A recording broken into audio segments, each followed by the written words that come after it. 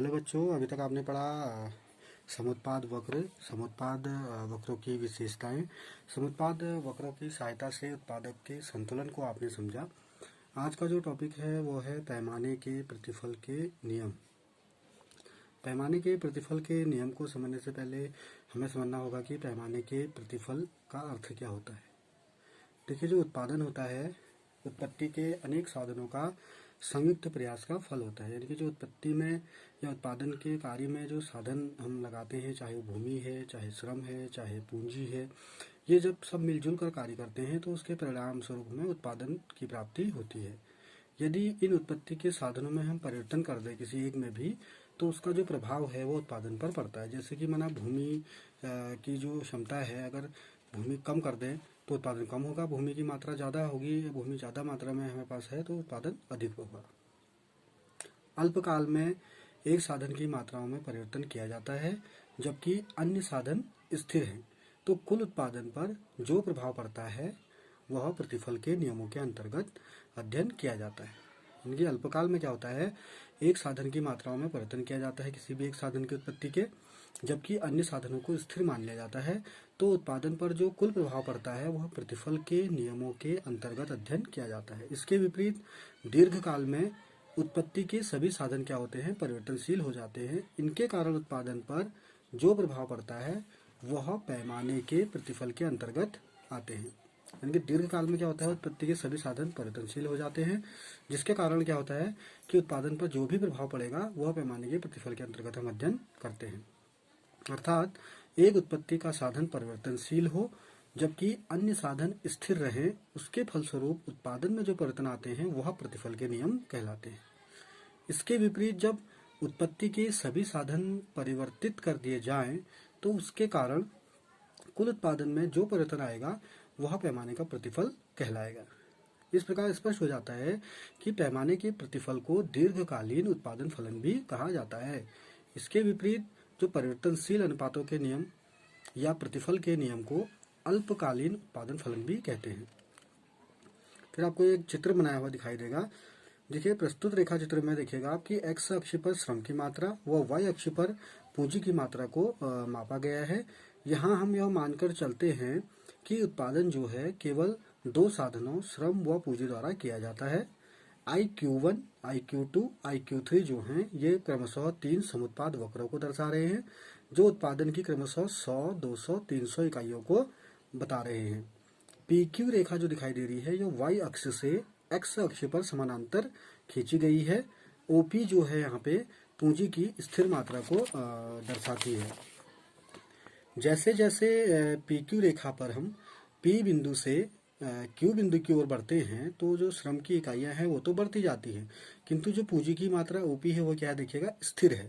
तो PQ रेखा पर जो क्रमशः बिंदु प्राप्त होते हैं RST, यह दर्शाएंगे कि उत्पादन 100, 200, 300 इकाई के बराबर प्राप्त होता है। इस प्रकार स्पष्ट हो जाता है कि जैसे जैसे PQ रेखा के हम दाहिनी ओर चलेंगे वैसे वैसे परिवर्तनशील साधन श्रम का अनुपात जो है पूंजी के साथ बढ़ता जाता है। अतः यह रेखा जो है साधन अनुपातों में परिवर्तन को प्रदर्शित करती है। अब आता है पैमाने के प्रतिफल के नियम।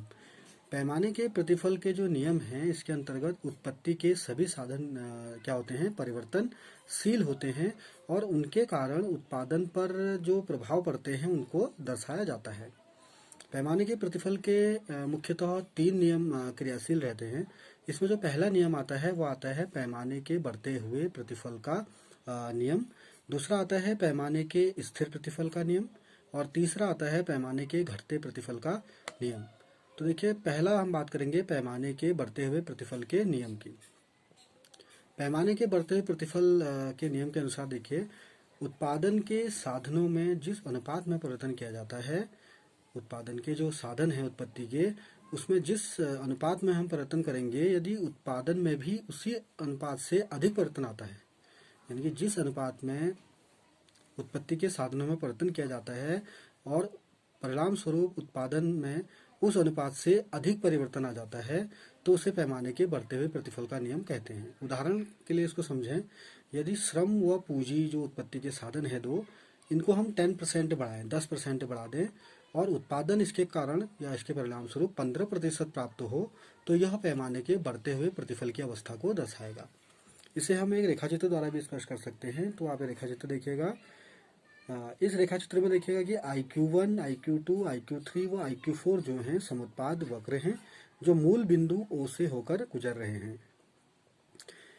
जो OQ रेखा है और PQ रेखा है, इस पर जैसे जैसे O से बिंदु P की ओर जाते हैं, O से हम P की ओर बढ़ेंगे तो समुत्पाद वक्रों के मध्य क्या होती है, दूरी घटती जाती है। अर्थात AB is greater than BC is greater than CD की स्थिति हमें प्राप्त हो जाती है। यह स्थिति दर्शाती है कि जो उत्पादन में वृद्धि हो रही है, श्रम तथा पूंजी अनुपात वृद्धि से अधिक प्राप्त हो रही है।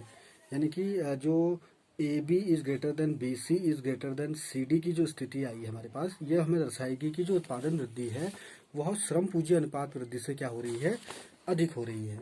इस प्रकार की स्थिति दूसरी रेखा जो OQ आपको दिखेगी उस पर भी हम देख सकते हैं। यहाँ पर भी क्या होगा, A dash B dash is greater than B dash C dash is greater than C dash D dash होती है, जो उत्पादन वृद्धि में श्रम पूंजी अनुपात से अधिक वृद्धि को दर्शा रही है। अतः हम कह सकते हैं AB is greater than BC is greater than CD तथा E dash B dash is greater than B dash C dash is greater than C dash D dash. इसी प्रकार यदि इन समुत्पाद वक्रों पर मूल बिंदु से कोई अन्य रेखा भी अगर खींची जाएगी तो वह साधन अनुपात से अधिक उत्पादन वृद्धि को दर्शाएगी।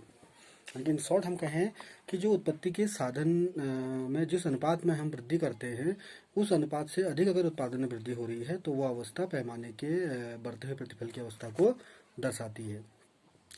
अब देखिए, पैमाने का जो बढ़ता हुआ प्रतिफल का नियम है, इसके क्रियाशील होने के कुछ कारण होते हैं जिन कारणों से यह नियम लागू हो जाता है। तो प्रोफेसर चैम्बरलिन जो अर्थशास्त्री थे, उन्होंने पैमाने के बढ़ते हुए प्रतिफल के नियम के लागू होने के निम्नलिखित कारण बताए थे। पहला कारण जो इसमें आता है इस नियम के लागू होने का, वो है साधनों की अविभाज्यता। देखिए, उत्पादन के अनेक साधन अविभाज्य होते हैं, बांटे नहीं जा सकते हैं। अतः ऐसे अविभाज्य साधनों का उत्पादन जो है पैमाने के विस्तार के साथ अधिक से अधिक प्रयोग बढ़ता चला जाता है। यानी कि जो अविभाज्य साधन है का उत्पादन के पैमाने के विस्तार के साथ साथ अधिक से अधिक प्रयोग उनका बढ़ता चला जाता है तथा प्रति इकाई उत्पादन लागत कम होने लगती है, जिससे पैमाने के बढ़ते प्रतिफल के नियम लागू हो जाता है तथा अनेक मितव्ययिताएं भी उत्पादक को प्राप्त होने लग जाती हैं। दूसरी जो कारण आता है क्रियाशील होने का नियम का, वो आता है कि उत्पादन की आंतरिक तथा बाह्य मित व्ययिताएं। यानी कि जब उत्पादन बड़े पैमाने पर होने लग जाता है तो अनेक आंतरिक तथा बाह्य मित व्ययिताएं प्राप्त होने लग जाती हैं, जिसके फलस्वरूप उत्पादन की प्रति इकाई लागत क्या होती है, घट जाती है। तीसरा आता है श्रम का विशिष्टीकरण एवं श्रम विभाजन।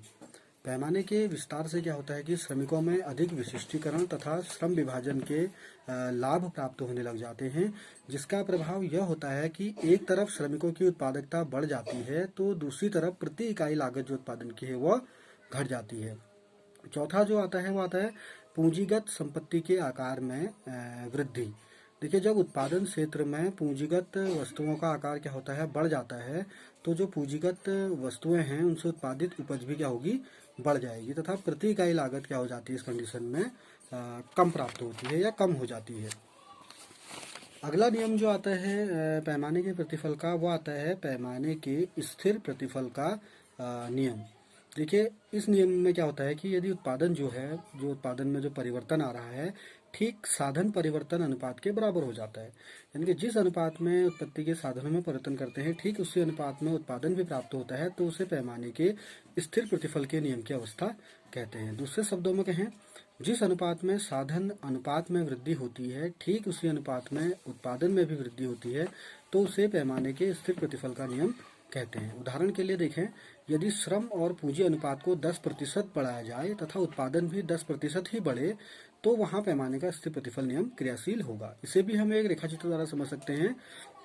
तो प्रस्तुत रेखाचित्र में देखेंगे आप कि चारों समुत्पाद वक्र जो हैं IQ1, IQ2, IQ3, IQ4 जो समुत्पाद वक्र हैं रेखा OP व OQ पर जो है समान दूरी पर आपस में स्थित है। अर्थात इस कंडीशन में जो कंडीशन निकल के आती है वो आती है AB = BC = CD, या दूसरी रेखा जो OQ है उस रेखा पर प्राप्त होगी A dash B dash = B dash C dash = C dash और D डैश।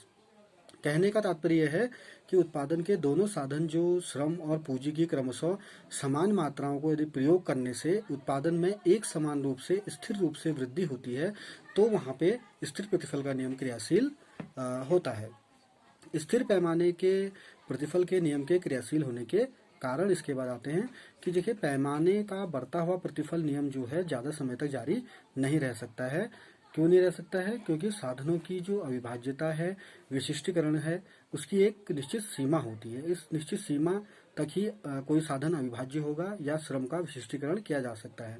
पर एक निश्चित बिंदु के बाद क्या होता है, जो आंतरिक तथा बाह्य बचतें होती हैं हमारी, उनका जो प्रभाव होता है बढ़ती हुई आंतरिक व बाह्य अमित व्ययताओं से निष्प्रभावित हो जाता है। यानी कि जो अमित व्ययताएं होती हैं हमारे पास, जो बढ़ती हुई आंतरिक और बाह्य अमित व्ययताएं हैं उससे निष्प्रभावित क्या हो जाता है। तीसरा जो नियम आता है वो आता है पैमाने के घटते प्रतिफल का नियम। देखिए पैमाने के घटते प्रतिफल नियम के अंतर्गत क्या होता है कि यह नियम क्या है, पैमाने के बढ़ते हुए प्रतिफल का जो नियम आपने पढ़ा था उस नियम का सीधा उल्टा है या विपरीत है। जब उत्पादन में जो परिवर्तन है साधन अनुपात परिवर्तन से कम परिवर्तन होता है तो उसे पैमाने के घटते हुए प्रतिफल के नियम की अवस्था कहते हैं। दूसरे शब्दों में जब उत्पादन के साधनों की मात्रा में वृद्धि करने से उत्पादन में उससे कम अनुपात में वृद्धि होती है तो उसे पैमाने के घटते हुए प्रतिफल का नियम कहते हैं। उदाहरण के लिए देखिए, यदि श्रम व पूंजी अनुपात को 10% बढ़ाएं, जो उत्पत्ति के साधन है श्रम पूंजी, तो उत्पादन गिरकर 5% ही प्राप्त होता है तो वहाँ पैमाने का घटता हुआ प्रतिफल नियम क्रियाशील हो जाएगा। इसे हम ये रेखाचित्र द्वारा स्पष्ट कर सकते हैं इसे भी। तो देखिएगा प्रस्तुत रेखाचित्र में जो IQ1, IQ2, IQ3 तथा IQ4 हैं, ये चार समुत्पाद वक्र हैं जो एक दूसरे को या एक दूसरे से बढ़ती हुई दूरी पर स्थित हैं। अर्थात AB is less than BC is less than CD, व जो OQ रेखा है उस पर देखिएगा A dash B dash is less than B dash C dash is less than C dash D dash. यानी कि 100, 200, 300, 400 उत्पादन की जो इकाइयों को दर्शा रहे थे इस प्रकार से प्राप्त हो रहा है। यानी कि AB से बड़ा है BC, BC से बड़ा है CD, और ऐसे ही A डैश B डैश से बड़ा है B डैश C डैश, और B डैश C डैश से बड़ा है C डैश D डैश। इस प्रकार स्पष्ट हो जाता है कि श्रम एवं जो पूंजी अनुपात है उसमें वृद्धि जो होती है उत्पादन वृद्धि से अधिक है। पैमाने के घटते हुए प्रतिफल नियम लागू होने के कारण, अब जो पैमाने का घटता हुआ प्रतिफल नियम है इस नियम के लागू होने के कुछ कारण हैं। देखिए दीर्घकाल में क्या होता है कि साधनों में परिवर्तन करने से उत्पादन में जो प्रभाव पड़ता है, इस संबंध में अर्थशास्त्रियों में क्या है काफ़ी मतभेद हैं, निश्चित नहीं है वे लोग।